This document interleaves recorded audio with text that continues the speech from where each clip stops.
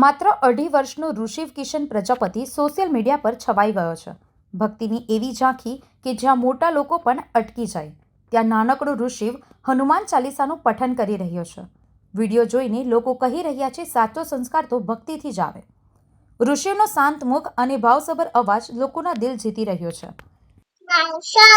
જય કપીસતી રામદૂત અંજલિ પુત્ર